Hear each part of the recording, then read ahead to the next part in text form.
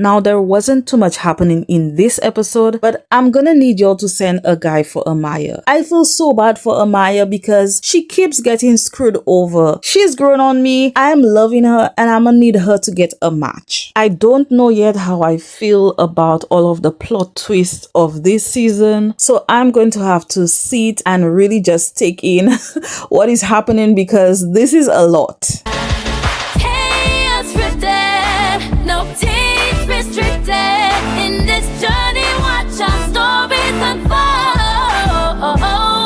Hey y'all, welcome back to the channel. My name is Kay and this is Kay Unscripted. Today we're going to be getting into Love Island USA Season 7, Episode 19. If you didn't know, we're already in Casa Amor. Now, I don't know how I was feeling about this episode, but we're going to get into all of it, right? But before we do so, go ahead and like this video and subscribe to the channel, share it with a friend. And yo, let's get into this one. The episode begins where it left off. Jeremiah and Hannah are now out of the villa and some of the girls are together. Amaya is saying that she's really sad that Hannah left, but she's really grateful that she's still there. Iris is also telling them that she's also grateful that they saved her, even if they've known Hannah a little bit longer and they decided to keep her. Then we see Shelly having a conversation with Ace and he's asking her how did they come to the conclusion to send Hannah home. And Shelly says something that makes no sense still because she says that, oh, with Peppy and Hannah, even if they had a connection, it was like this instant thing. Hannah didn't really explore with anybody else. Yet we've seen one guy in the villa who hasn't explored with anybody in the villa, which is Taylor, and he is still in the villa. So that doesn't make any sense. Now, I'm starting to think that it's way more than that because maybe they felt some type of way because of how Hannah moved. Now, if that was the explanation, I would have been like, okay, I get it, because we literally saw Hannah crying on the pillow for Charlie and the next day she was tonguing down Peppy. But to say that the reason why y'all decided to send her home was because she didn't really explore with any of the other guys, that is complete bullshit. Then we see some of the guys together. TJ asked them how did they decide to send Jeremiah home. Taylor is saying, well, we saw what went down between him and Huda, and we were just thinking maybe Huda wasn't the problem and he was. Because here he is doing the same thing that he did with Huda. That makes absolutely no sense. Jeremiah literally did have a connection with Andrina. He's been saying what his type was. His type literally came into the villa. Now, I'm wondering, here's another theory that I have, guys, and tell me if that makes sense to you. Do you think that they decided to send Jeremiah home to separate him and Huda? Maybe there are things we didn't get to see, and maybe they felt like since Jeremiah was in the guys that was least voted for, they decided to take this up as an opportunity to separate him and Huda. Do you think that's a reason? Because the reason they're giving doesn't make absolutely any kind of sense. I would have voted out Austin because he doesn't have a connection with anyone. And in the girls, I would have sent Amaya home too because she has not been able to connect with anyone. Nick says, oh, now that they're gone, let's not live in the past anymore. Let's reflect and move on because there's so much opportunity here. And I'm just like, Nick, I'm so disappointed in you because I have been saying that Nick has been playing like he's been Jeremiah's friend from the beginning, and it doesn't make sense to me that he's now defending Huda. The other thing is, did they decide to send him home so that they can get to explore the connection with Andrina? The only person we saw exploring with Andrina was Nick. None of the other guys spoke to Andrina, not that we saw. So, I don't know. I'm not getting it. Peppy tells them that he had something special with Hannah and he's not about to force any kind of relationship with any of the girls because he came in and he didn't have anything with them. So he's saying to them, I would have preferred if y'all had sent Huda home and kept Hannah because that would have been the most logical thing to do. But then we saw it was America who saved Huda, so there was no way that it could have turned into sending Huda home.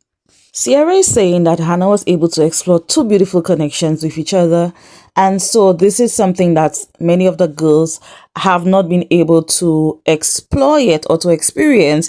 And so in a sense, this is why they saved Amaya and Iris. Amaya is feeling guilty because the guys were thrown off by the decision to save her and to send Hannah home. And we also know that she had a really good relationship with Hannah. Nick and Sierra have a chat. They first start the conversation talking about the vote. He says that he was thrown off by them picking Hannah to go home. Then he said that he felt some type of way because the night before, when they were going to bed, Sierra turned her back and he didn't get his back scratched in the night. She's telling him, to her it was like a wake-up call to him to let him know that he can lose her at any point. She also told him that maybe she defined being open differently from him, and so she needed to give him some space and to just reflect on maybe she did things the wrong way. Nick then reassures her that he does see them being closed off really soon. He doesn't say now. He says that he wants to keep working on things until they get to the point of being closed off. He also tells her that the 25 seconds that they shared, it really meant something to him.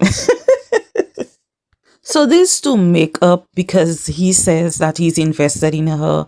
And I will just say that Sierra is growing on me. I really like her.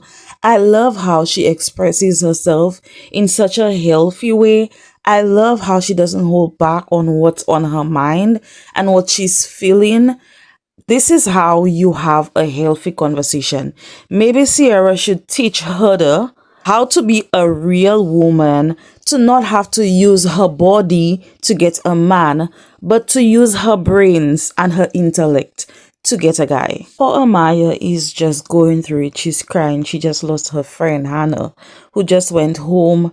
And then she's thinking of what her experience has been like with Ace and now Austin, because he's giving her these signals that he's disgusted by her and he hasn't really said anything to her, but he's told her that he's not uncomfortable with her, and she's just feeling all of these emotions. And I cannot help but just feel so heartbroken for Amaya. I really hope that she finds her person. So it's the next day and Huda gets a text that says, Islanders, it's time to pucker up as today the villa will host a kissing competition. So all of the guys have headphones and blindfolds on and the girls are seated together. Then we see Ariana walking into the villa, so we know some shit is about to go down.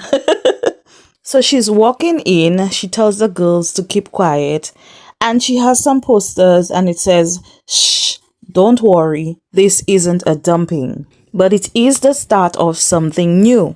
It's time to explore new connections. It's time for Casa Amor, and all of the girls are shocked. The last poster reads, good luck girls, please leave the villa now, I'll see you soon. Now we know Ariana told us that there are going to be a lot of twists and turns this season, and baby, they're giving us all of the twists and turns. The girls grab their luggages and they're out of there. Meanwhile, the guys are blindfolded and they're vibing to music. They have no clue what is happening. Then we see 5 beautiful ladies strutting into the villa. So the first girl we meet is Grayson. She says she's 25 and she models for an energy drink company. She also says that she has a little bit of an attitude. Okay, girl. And she loves to play blackjack. And she has her eyes on Nick. The next girl we're introduced to is Clark. She's 24 and she's a peer mentor. She said that she's never gotten any complaints about kissing and she has her eyes on a few of the guys. She didn't see anyone in specific. The next girl is Vanna. She's 21 and she said that she's a social media and brand ambassador. She's into Ace. She says that she is bronze blonde and she has the boobs. The next girl is Coco. She said she's 24. She's from LA and she does hair and makeup professionally. And she said she's serving looks and personality and she's giving a ton of energy. Coco is very beautiful. I love Coco so far. Just based on what she's presenting, I am loving it. The next girl we meet is Jaden. She's 25. And she's a corporate investigator. She lives in Seattle. And she said that she does have a background check on the boys in the villa. And so she's excited to get to know them already knowing so much about them. Jaden sounds exactly like Bill Dasher. Is it me, but her voice gives the same. So what's about to happen is each of the girls will get to kiss each of the guys. The guys must then rate each of the kisses of the girls. And when I tell you all, I was laughing so hard. Taylor was looking like a real blind mouse, right? Ace was grabbing butts, and so was Nick. But tell me why TJ was rating all of the girls really low. Like, TJ, what's going on? Ariana then asked the guys to take their blindfolds off, and to their surprise, there are 5 new beautiful ladies now in the villa. Ariana then tells them that the girls are at Casa Amor, and they're going to be getting to know these beautiful ladies for the next couple of days. Ariana also tells them that from now on, they're all single, and they must couple up with one of the girls. And the same will happen with the girls over at Casa Amor. They also will be coupling up with a new guy. And at the end of Casa Amor, everybody will be returning to the villa and they must now decide who they would like to couple up with. Very interesting. So now each of the new girls will then decide which guy they would like to couple up with by standing on the heart of the boy that they enjoyed the kiss with the most. So here are the new couples, Grayson and Peppy, Ace and Vanna, Austin and Jaden, and 2 girls stood next to Taylor, Coco and Clark. And Taylor must now decide which of the girls he would like to couple up with, and he chose Coco. So Taylor is now in a couple with Coco.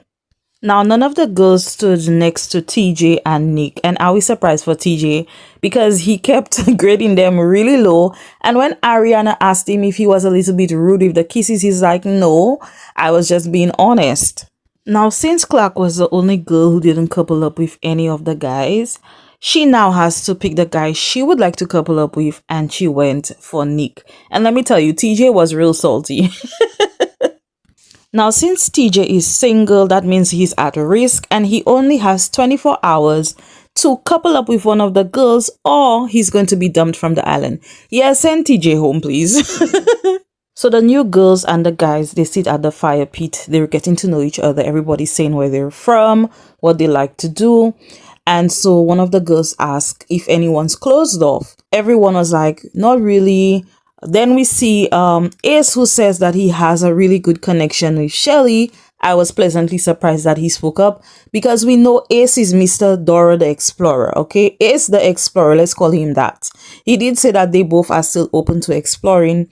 Then Nick says, well, then he's like, I have a connection with Sierra. And I'm like, Nick, you're already acting the hell up. So we then see each of the couples just in a different corner. Everybody's just getting to know who they just coupled up with, except TJ, who's lonely. He doesn't have...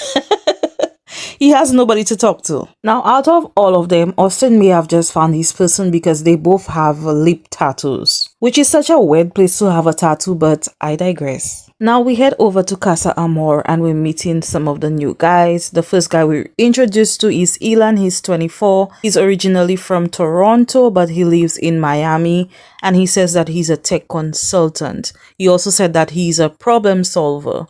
Then we're introduced to the next guy, whose name is Brian. The first thing we hear him saying is he loves his Dominicanas. And so we know there are 2 Dominicanas. In the girls, there's Andrina and Amaya. So Brian is 28. He's from Boston. He was born and raised there. And he says that he's a financial accountant. He also does real estate and he bartends in nightclubs as well. Now, is it me or does Brian kind of resemble Jeremiah a little bit? So we get to meet the other 2 guys. We meet the first one, who is Zach with a K. Both of their names are Zach. But Zach with a K is 29 years. He's from Manchester, but he's originally from Thailand. And he said that he is an international model. First impressions of him is that he's a bad boy, but he says once you get to know him, he's a bit of a softie. So we meet the other Zach with a C. He's 26. He lives in Arizona. He said he's 6'4", he has tattoos, and he's in the gym every day. And when he's in a relationship, he's locked in. The next guy we meet is JD. He's 23 years. He's from Puerto Rico. And he said that he's 6'6", tall, dark and handsome. He's an athlete. The ladies love him. And baby, he said his presence is a present, period. And the last guy is Chris. He's 27. He's from Los Angeles, California. He's a professional basketball player. He's 6'8". And he says the reason why he's still single is because he's picky and his 7 sisters helps him to choose the right woman. Now, I know people were a little bit disappointed in the guys, but they don't look bad at all. They're all pretty handsome to me. And I feel like the girls will appreciate them. So the new guys are sitting and getting to know each other. Then we see the girls coming in and they introduce themselves to each other. Now they're all seated together and Zach with Kay ask the girls which one of them are single and in a couple or committed and that kind of thing. Huda just couldn't wait for the guys to know that she is single. And I'm like, girl, you do know they know what you've been doing for the past couple of days, right? So all of the girls just pretty much say who they're coupled up with, but they're still open. And those who are single say they're single. And then we see Ariana coming into Casa Amor. So Ariana tells them the same thing that she told the guys, that they're all now single and they must now couple up with a new guy. And she also let them know that the guys in the villa have already coupled up with a new girl. She then tells them that they're going to play a game. When she calls the name of each of the islanders, they must then pop a balloon that's in a heart shape and they must answer the question. Of course, there's going to be some kind of kissing involved in this game, and that's really what it was about. Now, after all of the kissing, Ariana then tells them it's time to couple up. This time, the guys must then pick which girl they would like to couple up with. Now, all of the other girls got a guy on their heart except Amaya and Olandria. Shelly had 2 of the guys on her heart. So Shelly had Chris and Zach Kay. She must then decide which of the guys she would like to go with, and she chose Chris. Now, since Zach Kay did not match with Shelly, he must now pick one of the girls between Amaya and Olandria, which one he wants to couple up with, and he chose to go with Olandria. Ariana then tells Amaya, unfortunately, she's single and vulnerable. She also has 24 hours to lock in a connection or she is going to be dumped from Casa Amor. So here are the new couples in Casa Amor: Sierra and Ilan, Shelly and Chris, Olandria and Zach Kay, Iris and Zach C, Huda and JD, Andrina and Brian. Amaya is single, and as I said previously, she has 24 hours to lock in a connection with one of the guys. It's later on in the evening. We're at the villa. TJ is single, so he has to try to explore getting to know one of the girls, because if he doesn't couple up with somebody new, he's going to be out of the villa. So he pulls Vanna for a chat. While they're walking, he tries to take her hand and she's like, no, my hands are occupied. You can tell she's put off by him because of the marks that he was giving all of the girls during the kissing challenge. So they sit down and they're just chatting, just basic chat. They talk about music. They both like throwback music. He's talking about, oh, sometimes my friends call me JT, just turn it around, TJ, JT. And you could see that Vanna was not impressed with him at all. She didn't want to really be there. In the conversation, she kept looking away and she just wasn't into it. We head back to Casa Amor and we see a conversation between Zach Kay and Olandria, who are now a new couple. They're getting to know each other. He's asking her what is her situation back at the villa. She said she has a connection with Taylor, but she's open to getting to know people. And they both connect on the fact that they're children of single parents. They both have 2 siblings because they're both a family of 3. And they're both very close with their parents. They also connect on how the expectation of the parents can be a lot based on their age and wanting to have grandkids. So they do talk about how important it is to commit to wanting children, because I think it was Olandria who said she feels like having a child is a bigger commitment than marriage. They both talk about how much respect they have for single parents and how important it is for them to have intellectual conversations. I really did enjoy seeing these 2 connect. I'm not sure yet if it's giving more of a friendship vibe or if there's any romantic vibes going on, but I'm definitely open to seeing, not open, but I'm waiting to see something more between Olandria and Zach Kay. Chris and Shelly are getting to know each other. They both enjoyed the kiss that they shared. She said that she usually dates taller guys, and so she was really happy that he is also into her. I do see the two of them connecting, and Shelly looks a little bit more happy with, not more happy. Shelly looks happier with Chris. He talks about how he has always had a long distance relationship because he plays basketball overseas. And now he's taking the time to reflect on the type of woman that he wants. Shelly asks him what type of woman does he want, and he says he wants a goal-driven, passionate woman, someone who can cook because that is his love language. Amaya then pulls Zaki for a chat. They're getting to know each other, and my first thought was, I'm afraid that none of the guys are for Amaya. I just don't feel like there's someone who's going to appreciate all of her.